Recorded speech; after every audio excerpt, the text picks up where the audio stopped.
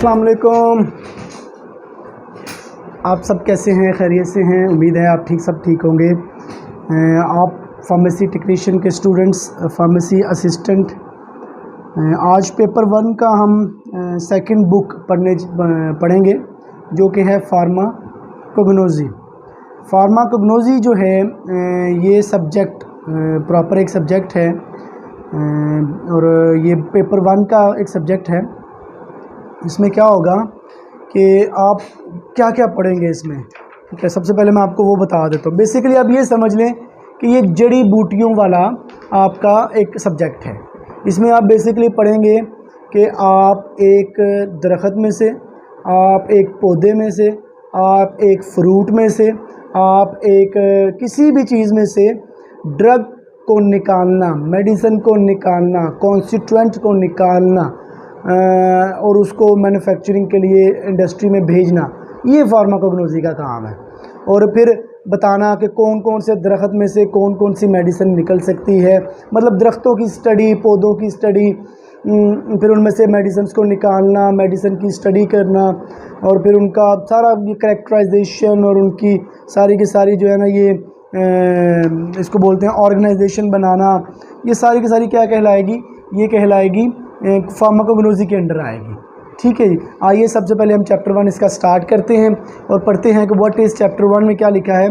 First of all there is the definition of pharmacognosy. Pharmacognosy is the study of crude drugs of plant. Pharmacognosy जो है ये study है crude drug की। Crude कहते हैं खाम माल। आपने लफ्ज़ सुना होगा कि अनफिनिश प्रोडक्ट जो तैयार ना हो अभी ना, उसे खाम माल कहते हैं, रॉ मटेरियल भी कह सकते हैं। तो pharmacognosy is the study of crude drug. Pharmacognosy study है किसकी? खाम ड्रग की, of plant and animal origin, जो कि प्लांट या एनिमल से हासिल की जाती हैं। The American Society of pharmacognosy define. American Society of pharmacognosy जो है उसने इसको कैसे डिफ़ाइन किया है, आइए इसकी डेफिनेशन पढ़ते हैं। The number 1, the study of the physical, biochemical and biological properties of natural drugs and their chemical constituents as well as the search of new drug from natural source. वो ये कह रहे हैं the study of physical. Physical कहते हैं ज़ाहरी appearance, ज़ाहरी तौर पर कि किसी भी ड्रग की ज़ाहरी हालत की स्टडी। बायोकेमिकल, उसके अंदर पाए जाने वाले केमिकल्स की स्टडी। उसकी बायोलॉजिकल प्रॉपर्टीज़, उसकी बायोलॉजिकल प्रॉपर्टीज़ क्या हैं, इसकी study. Of the natural drug, कुदरती तौर पर पाई जाने वाली दवाई की फ़िज़िकल, बायोकेमिकल और बायोलॉजिकल प्रॉपर्टीज़ की जब हम स्टडी करेंगे और फिर उस ड्रग की, कुदरती नेचुरल ड्रग की जो अंदर कॉन्स्टिट्यूएंट्स हैं, उन कॉन्स्टिट्यूएंट्स की स्टडी भी जो है क्या कहलाएगी? हमें फार्माकोग्नोसी कहलाएगी। अच्छा, फिर as well as the search of new drug from natural sources, और इसके साथ साथ नेचुरल रिसोर्सेज से, कुदरती जो हमारे पास ज़राए हैं उनमें से नई ड्रग का दरियाफ्त करना भी फार्माकोग्नोसी के अंडर आता है। इसकी डेफिनेशन थोड़ी बातों आपको समझ आई होगी कि एक प्लांट या एक एनिमल में से जो खाम दवाई निकल रही है उसकी फ़िज़िकल, केमिकल, बायोलॉजिकल प्रॉपर्टीज़ को और उसकी कॉन्स्टिट्यूएंट्स को स्टडी करना फार्माकोग्नोसी कहलाता है। और फिर नए ज़राए से नई मेडिसिन का दरियाफ्त भी फार्माकोग्नोसी होता है। अच्छा, इसकी एग्जांपल क्या है? इसकी एग्जांपल है फूलों की पत्तियाँ। आपने देखी होंगी फूलों की पत्तियाँ। एक फूल है, उस फूल में से हम पत्तियाँ अलग करते हैं और पत्तियों में से हम अरक गुलाब निकालते हैं जी। मतलब गुलाब की पत्तियों में से अरक का निकालना, ये क्या है? फार्माकोग्नोसी है, ठीक है। हम लोग देखते हैं कि फूल है, एक दरख्त है, उसका नाम है रोजियस इंडिका, ठीक है। उस प्लांट में से जो कॉन्स्टिट्यूएंट निकलते हैं, उसकी फ़िज़िकल अपीयरेंस कैसी है, उसकी केमिकल प्रॉपर्टीज़ क्या हैं, ये सारा का सारा फार्माकोग्नोसी होता है। ठीक है जी। और सेकेंडली फिर हम चलेंगे इंट्रोडक्शन ऑफ फार्माकोग्नोसी। अब डेफिनेशन आपको बता दी, अब इसकी इंट्रोडक्शन की तरफ आते हैं।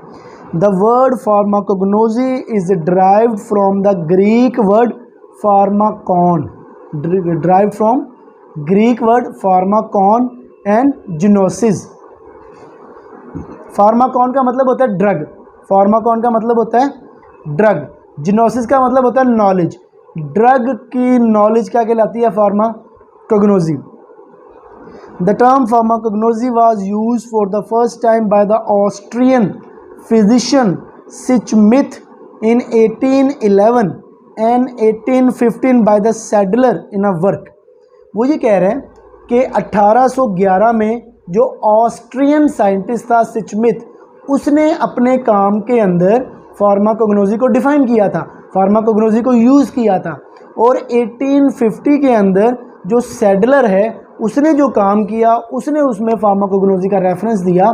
तो इन दोनों ने तब से, मतलब ये इसकी हिस्ट्री है इसकी कि 1811 में सिचमिथ में और 1815 में सैडलर ने फार्माकोग्नोसी को इंट्रोड्यूस करवाया, अपने काम में मुतारिफ करवाया था। Originally during the 19th century and the beginning of the 20th century, pharmacognosy was used to define the branch of medicine which deal with the drug in their crude or unprepared form।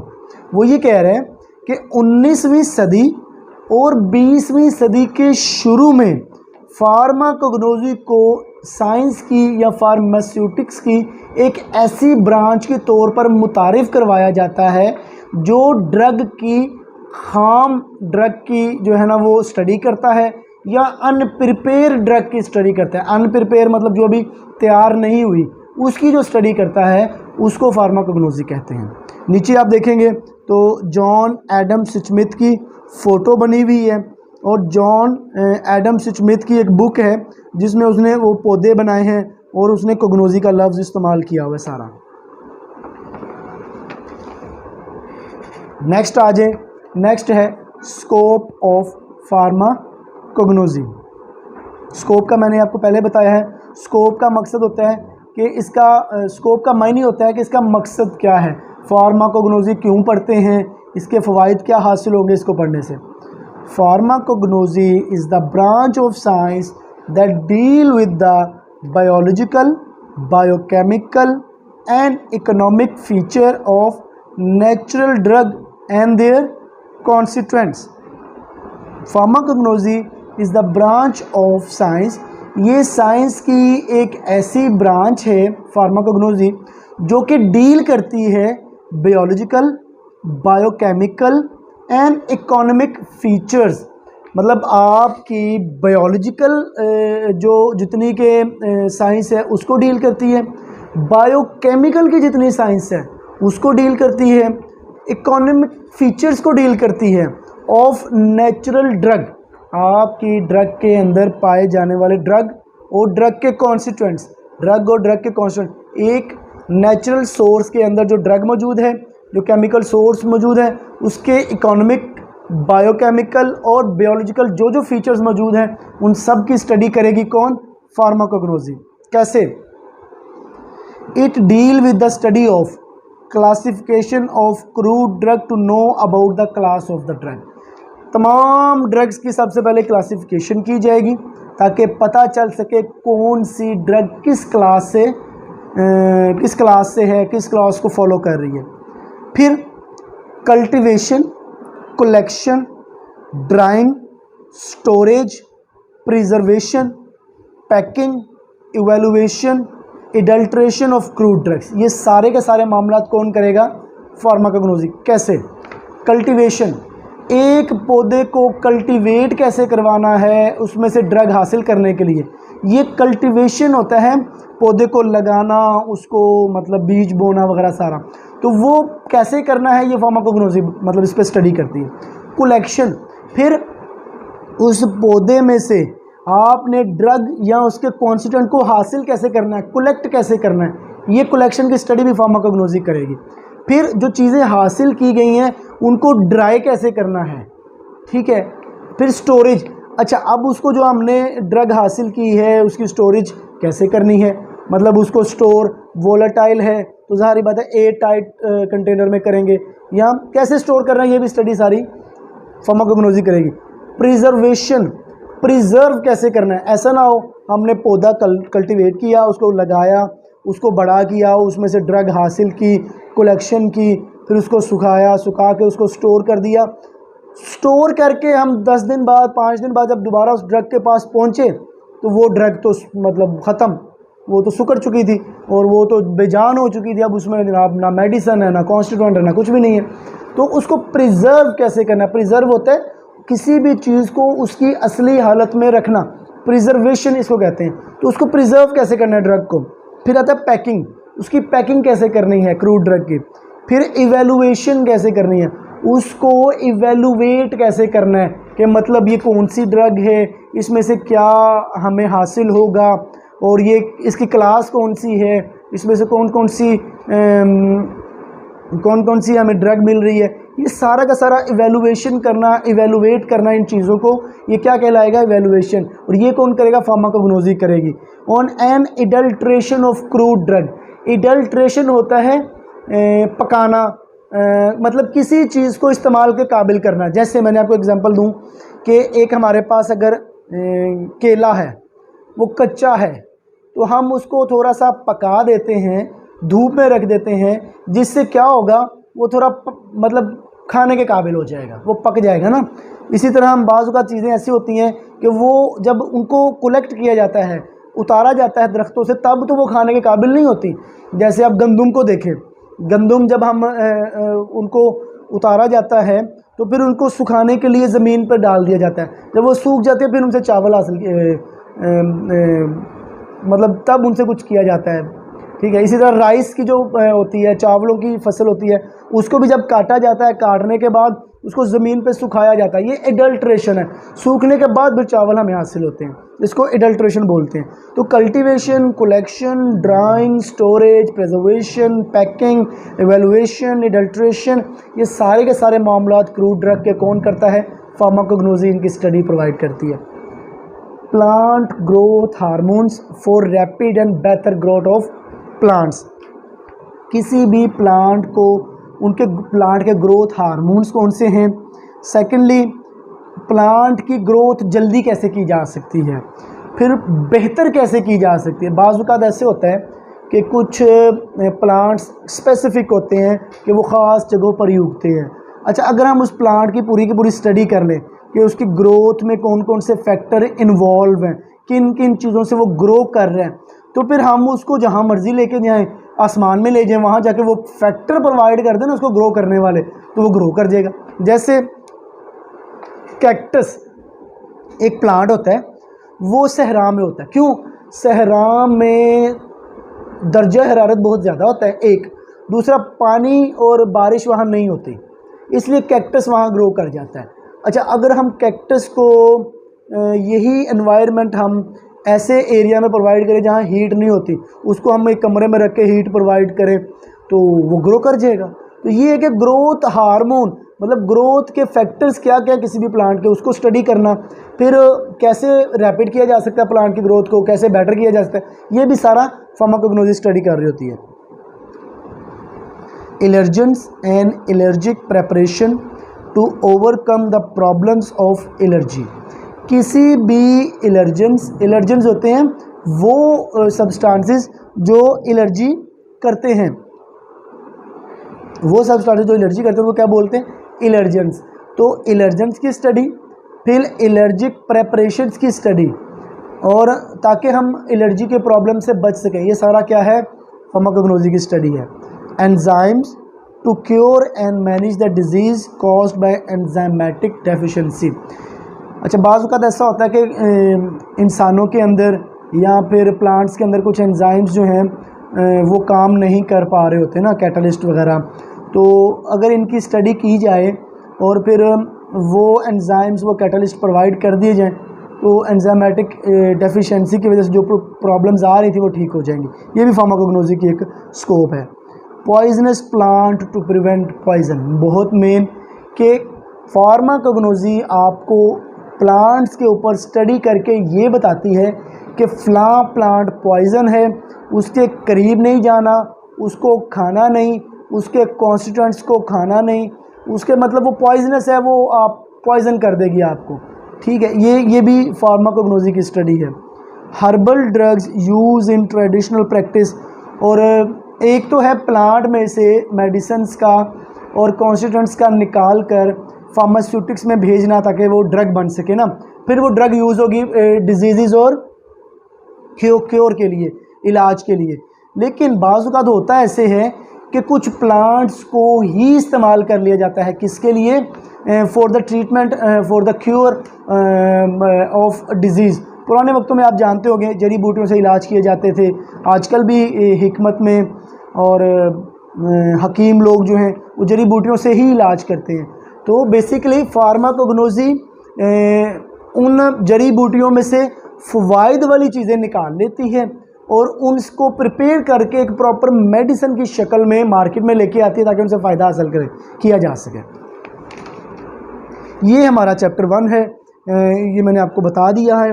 इसमें जो अगर हम इसको overview करें दोबारा, तो इसमें एक चीज़ तो ये है कि फार्माकोग्नोसी की definition according to the American Society of Pharmacognosy क्या है, वो डेफिनेशन आपने याद रखनी है, 2 नंबर की आ सकती है आपको।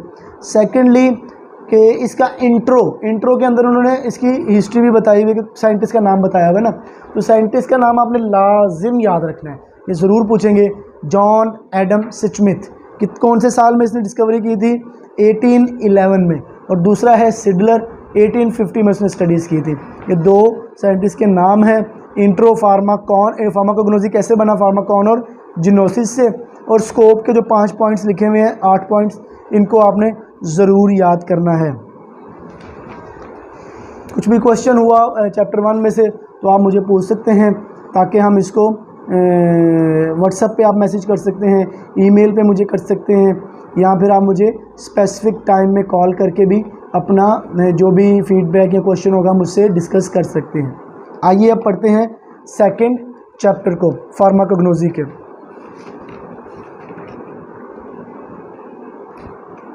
अच्छा, अभी हमने पढ़ा फार्माकोग्नोसी जो है ये क्रूड ड्रग को डील करती है। मैंने बताया क्रूड ड्रग क्या है, खाम मेडिसिन, खाम दवाई। अच्छा, जो कि अनप्रिपेयर फार्म है ना, तैयार नहीं अभी हुई। अच्छा, अब इसकी क्रूड ड्रग का ही चैप्टर पूरे का पूरा आ गया। अच्छा, क्रूड ड्रग होती क्या है, क्रूड ड्रग कौन कौन सी होती है, कैसे उसको क्या क्या क्लासिफाइड करते हैं, ये सारा हम क्रूड ड्रग सेकंड चैप्टर में पढ़ेंगे। सबसे पहले इसके पढ़ते हैं definition. A crude drug is any naturally occurring unrefined substance derived from organic or inorganic source such as a plant, animal, bacteria, organ or whole organism intended for use in the diagnosis, cure, treatment or prevention of disease in man or other animals। आइए अब इसको समझ लेते हैं कि crude drug कुदरती तौर पर पाए जाने वाली वो दवाई होती है जो कि अनरिफाइंड सब्सटेंस है। क्या है, अनरिफाइंड सब्सटेंस। अनरिफाइंड का मतलब होता है जिसको प्रोसेस नहीं किया गया होता, जिसको तैयार नहीं किया गया होता। डिराइव्ड फ्रॉम, जो कि निकलती है, हासिल की जाती है, ऑर्गेनिक और इनऑर्गेनिक सब्सटेंसेस से, जो कि प्लांट भी हो सकते हैं, एनिमल भी हो सकते हैं, बैक्टीरिया भी हो सकते हैं, और ऑर्गन्स और किसी हिस्से से भी हासिल किए जाते हैं, पूरे के पूरे ऑर्गेनिज्म से भी हासिल किए जाते हैं। अच्छा, ये क्रूड ड्रग तो मैंने बता दिया आपको क्या होती है, एक बग़ैर मतलब तैयार की हुई, कुदरती तौर पर हासिल की हुई दवाई होती है। किस लिए होती है, for the use in the diagnosis, जिसको हम डायग्नोसिस के लिए यूज़ करते हैं। डायग्नोसिस होता है किसी चीज़, किसी बीमारी को दरियाफ्त करना, किसी बीमारी को डायग्नोज करना, शिनाख्त करना, ये डायग्नोसिस होता है। क्योर होता है इलाज करना, ट्रीटमेंट भी होता है उसका इलाज करना। क्योर ठीक कर देना, ट्रीटमेंट होता है उसका इलाज करना ना। और प्रिवेंशन ऑफ डिजीज़, या फिर उस दवाई बीमारी से बचने के लिए भी इस्तेमाल किया जाता है क्रूड ड्रग को। अब इसको मैं पूरा कंसाइज करूं तो क्रूड ड्रग उस मेडिसिन को कहते हैं जो कुदरती तौर पर प्लांट या एनिमल से हासिल की जाती है, जो कि अनरिफाइंड फॉर्म होती है, तैयार की हुई नहीं होती, और इसको हम दवाई को डायग्नोसिस, क्योर और ट्रीटमेंट के लिए इस्तेमाल करते हैं। नेक्स्ट है क्लासिफिकेशन ऑफ क्रूड ड्रग। अच्छा, हम क्रूड ड्रग की क्लासिफिकेशन कैसे करते हैं, उसको क्लासिफाइड कैसे करते हैं, उसको ग्रुप्स में कैसे अरेंज करते हैं, इसको हम पढ़ेंगे। नंबर 1 है मॉर्फोलॉजिकल मेथड। नंबर 1 क्या है? Morphological method. नंबर 2 है टैक्सोनॉमिकल मेथड। नंबर 3 है फार्माकोलॉजिकल मेथड। नंबर 4 है chemical method.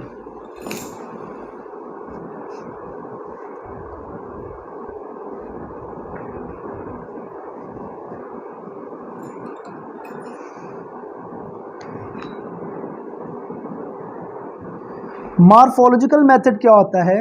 In this method drugs are classified according to their parts used. मतलब मॉर्फोलॉजिकल मेथड में ये आता है कि इसमें इस मेथड में हम प्लांट्स को इस तरह अरेंज करते हैं कि उनका कौन सा पार्ट्स यूज़ हो रहा है। जैसे अगर किसी पार्ट का फ्लावर यूज़ हो रहा है, तो जितने भी दरख्तों के फ्लावर इस्तेमाल हो रहे हैं ना, उनको हम एक साइड पे कर देंगे। फिर जितने भी दरख्तों की जड़ें यूज़ हो रही हैं, उनको हम एक साइड पे कर देंगे। फिर जितने भी दरख्तों के पत्ते यूज़ हो रहे हैं, उनको हम एक साइड पे कर देंगे। फिर जितने भी दरख्तों के तने यूज़ हो रहे हैं, उनको हम एक साइड पे कर देंगे। फिर जो दरख्तों में से सिक्रीशन निकलती है, वो जिसकी यूज़ हो रही है, उस प्लांट को हम एक क्लास में रख देंगे। समझ गए आप?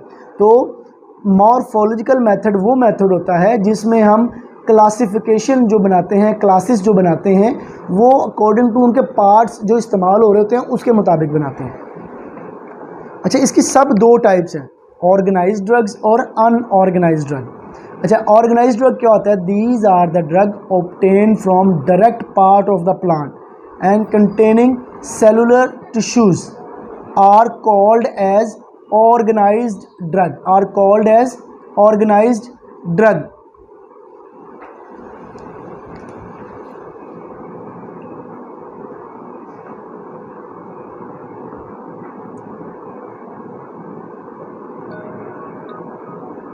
Just 1 minute.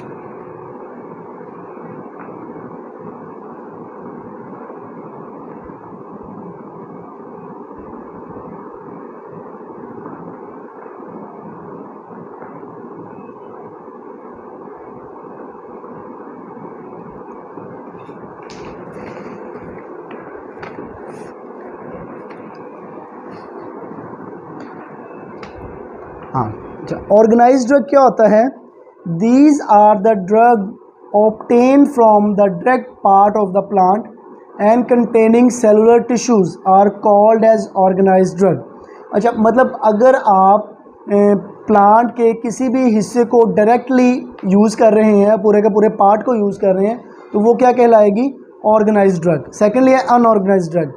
This drug which are prepared from plant by physical process such as a incision, drying or extraction with a solvent and not containing any cellular part tissues are called unorganized drug.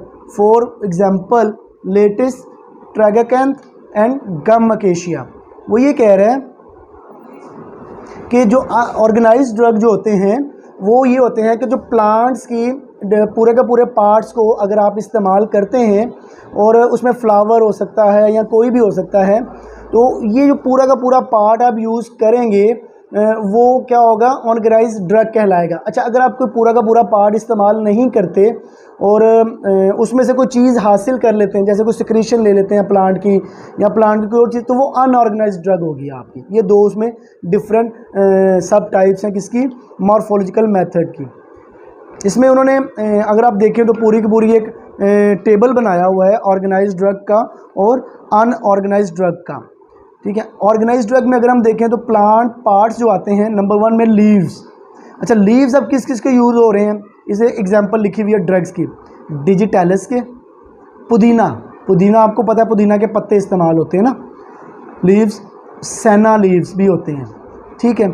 Squill leaves भी होते हैं, स्क्विल्स के भी leaves इस्तेमाल किए जाते हैं। हायोसायमस ये भी एक प्लांट है, इसके भी पत्ते इस्तेमाल किए जाते हैं। फिर है बेलाडोना, तो बेलाडोना भी एक प्लांट है जिसके पत्ते इस्तेमाल किए जाते हैं। तो ऑर्गेनाइज्ड ड्रग जैसे आपने पढ़ा है कि अगर आप पूरे का पूरा एक पार्ट जो है वो इस्तेमाल कर रहे हैं और वो मतलब पार्ट इस्तेमाल कर रहे हैं प्लांट का, तो वो ऑर्गेनाइज्ड ड्रग में आएगा। इसी तरह बार्क, तना, सिनकोना बार्क आती है, सिनेमन बार्क आती है, कैस्कारा बार्क आती है। फिर फ्लावरिंग पार्ट्स, अगर आप लोग फूल किसी का मतलब जो है ना इस्तेमाल कर रहे हैं, तो फूलों का हिस्सा क्लोव, क्लोव लौंग को कहते हैं ना, तो लौंग के आप फ्लावर इस्तेमाल करते हैं। उसके बाद आता है सेफ्रॉन, सेफ्रॉन ये ज़ाफ़रान होता है, तो ज़ाफ़रान के भी जो है ना वो फूल इस्तेमाल किया जाता है। उसके बाद आता है फ्रूट्स, तो फ्रूट्स है कार्डामोम, कार्डामोम एक ऐसा प्लांट है उसके हम फ्रूट इस्तेमाल करते हैं। फिर कैरावे है, कैरावे के बाद आता है फेनल, फेनल सौंफ को कहते हैं, तो जो हम वो सौंफ इस्तेमाल करते हैं ना, तो वो फ्रूट होता है बेसिकली उसके प्लांट का। उसके बाद आता है कोलिसिंथ और कैप्सिकम, तो कैप्सिकम जो है ये भी क्या है, फ्रूट है प्लांट का। उसके बाद आता है सीड्स, सीड्स कहते हैं ये जो सीड्स हम लोग बीज, ठीक है, बीज सीड्स होते हैं। बिटर आलमंड, बिटर आलमंड ये प्लांट है, इसका सीड इस्तेमाल होता है। कार्डामोम का भी सीड इस्तेमाल होता है। नक्स वोमिका का भी सीड इस्तेमाल होता है। स्ट्रोफेंथस भी एक प्लांट का नाम है, उसका भी सीड इस्तेमाल होता है। लास्ट पे है रूट्स एंड राइजोम, जड़ें और उनके साथ जो राइजोम्स होते हैं वो किसके इस्तेमाल होते हैं, जिंजर, जिंजर की जड़ें इस्तेमाल होती हैं। ग्लाइसिराइजा की भी जड़ें इस्तेमाल होती हैं। एपिकेशिया की भी जड़ें इस्तेमाल होती हैं। रोवुल्फिया और रुबाब इनकी भी राइजोम्स इस्तेमाल होते हैं, ठीक है। अच्छा, आप इसमें देखा होगा कि कुछ प्लांट्स के नाम मैंने ऐसे भी लिए हैं जिनकी एक से ज़्यादा पार्ट्स यूज़ हो रहे हैं, जैसे कि कार्डिमोम है, कार्डिमोम का सीड भी इस्तेमाल होता है एज ए ड्रग, और कार्डिमोम का फ्रूट भी एज ए ड्रग इस्तेमाल होता है, क्रूड ड्रग इस्तेमाल होता है, ठीक है जी। नेक्स्ट है अनऑर्गेनाइज्ड ड्रग्स, नेक्स्ट है अनऑर्गेनाइज्ड ड्रग्स। अच्छा, अनऑर्गेनाइज्ड ड्रग्स क्या होती हैं, हमने बताया था कि जिसमें हम किसी भी प्लांट का पूरा सेलुलर पार्ट तो इस्तेमाल नहीं कर रहे होते, लेकिन कुछ ना कुछ उसमें से एक्सट्रैक्ट कर रहे होते हैं, जैसे लेटेक्स एक्सट्रैक्ट कर लेंगे, या जूस एक्सट्रैक्ट कर लेंगे, या रेजन्स वगैरह, कोई ऑयल वगैरह एक्सट्रैक्ट कर लेंगे, तो वो क्या होगा, वो अनऑर्गेनाइज्ड ड्रग में आएगा क्लासिफिकेशन। जैसे ड्राइड लेटेक्स, ड्राइड लेटेक्स हम किसकी इस्तेमाल करते हैं, ओपीएम या पपाइन की, ठीक है। ड्राइड जूस एलो का, एलो का हम क्या करते हैं, ड्राइड जूस, एलोवेरा आपने सुना होगा, एलोवेरा एक प्लांट है जिसका हम ड्राइड जूस इस्तेमाल करते हैं। गम्स, अकेशिया गम और ट्रैकागेंथ गम हम इस्तेमाल करते हैं, ये प्रांत में से निकालते हैं और इसको गम होती है। अच्छा, बेसिकली जो अनऑर्गेनाइज्ड ड्रग्स होती है ना, इनको एक स्पेसिफिक प्रोसेस के थ्रू निकाला जाता है, एक ऐसा फिजिकल प्रोसेस होता है उसके थ्रू इसको निकाला जाता है। जैसे दरख्तों के तनों को कट लगा दिया जाता है, उसमें से जूस निकल आता है, या किसी और प्रोसेस के ज़रिए आप कुछ भी निकालेंगे ना, तो वो क्या कहलाएगा, फिजिकल प्रोसेस, कट लगाने से मतलब होगा या किसी तरीके से, तो वो अनफिजिकल प्रोसेस होगा आपका, उसके ज़रिए हम अनऑर्गेनाइज्ड ड्रग को हासिल करेंगे। इसी तरह फिर रेजिन्स आता है, एसाफोइटिडा एक प्लांट है उसका रेजिन्स, बेंजोइन का, और टोलू बाल्सम एक प्लांट है जिसका हम रेजिन्स निकालते हैं। फिक्स्ड ऑयल्स, ऑयल्स निकाले जाते हैं कैस्टर में से, आलमंड बादाम में से, ठीक है। तो कैस्टर में से भी कैस्टर ऑयल एक बड़ा मशहूर ऑयल है, इसको आपने भी इस्तेमाल किया होगा। Waxes, bees wax, carnauba wax, carnauba और बीज, बीज आप जानते हैं कि बीज की वैक्स बहुत मशहूर है, कार्नोबा की वैक्स भी होती है। Animal products, cod liver oil, code fish को कहते हैं, फ़िश की एक इकसाम है, तो फ़िश की जो लिवर होता है ना उसमें से ऑयल निकाला जाता है। फिर जेलेटिन ऑयल है। उसके बाद मिनरल्स, कॉलिन और टाक, ये मिनरल्स हैं जो हम हासिल करते हैं थ्रू, और इसको अनऑर्गेनाइज्ड ड्रग में हम लोग क्लासिफाइड कर देते हैं। नेक्स्ट है टैक्सोनॉमिकल मेथड, नेक्स्ट क्या है, टैक्सोनॉमिकल मेथड। इस मेथड में क्या होता है, drugs are classified according to their natural relationship and distinguishing characteristics they are grouped in phylum, order, family, genus and species. वो ये कह रहे हैं कि टैक्सोनॉमिकल जो है, हम लोग प्लांट्स को नाम दे देते हैं, प्लांट्स की फैमिलीज़ बना देते हैं, उनकी जीनस बना देते हैं, उनकी स्पीशीज़ बना देते हैं और उनको फिर क्लासिफाइड कर देते हैं। ठीक है। और फिर ये ना जो मतलब हम कर देते हैं, इसकी क्लासिफिकेशन ऐसे होती है कि बिल्फर्स, जैसे हमें पता है कि ये एक फैमिली के मेंबर्स हैं सारे के सारे प्लांट्स, तो फिर उनमें से निकलने वाली मेडिसिन भी कुछ ना कुछ आपस में, मतलब बिल्फर्स, एक गुलाब का फूल है ना, वो 4-5-6 किस्म के होंगे, उन सबको हम एक फैमिली में रख देंगे, तो हमें पता चलेगा कि ये जितनी, इस पूरी की पूरी फैमिली में से हमें अर्के गुलाब मिल सकता है। ठीक है। तो इस तरह ये क्लासिफिकेशन से भी हमें फ़ायदा हो जाता है कि अगर हमें लाल रंग का गुलाब नहीं मिल रहा या पीले रंग का गुलाब नहीं मिल रहा, वाइट नहीं मिल रहा, तो कोई भी मिलेगा, हमें पता चलेगा अगर ये एक फैमिली का एक मेंबर है, इसमें से ये मेडिसिन निकलती है, तो इसमें से ये प्लांट अब हमें नहीं मिल रहा, तो हम उस फैमिली के दूसरे प्लांट को देखेंगे ताकि उससे भी हम लोग मेडिसिन निकाल सकें। ठीक है। तो ये family wise medicine family wise जो है ना प्लांट्स को कर दिया जाता है क्लासिफाइड, फिर उससे मेडिसिन हासिल की जाती है। नीचे आप देखेंगे लिखा हुआ है phylum, order, family, genus, species, फिर ड्रग। ठीक है। तो ये फाइलम है एंजियोस्पर्म, ऑर्डर है रोजेल्स, फैमिली है रोजेशिया, जीनस है प्रूनुस, स्पीशीज़ है अमेगडालिस, ड्रग है आलमंड मतलब बादाम। ठीक है जी। इसी तरह उसका रोडोफाइटा, जेलिडिलियस और जाइनोस्पर्म, जेनेटेल्स, ये सारी की सारी क्या है, ये एक क्लासिफिकेशन है।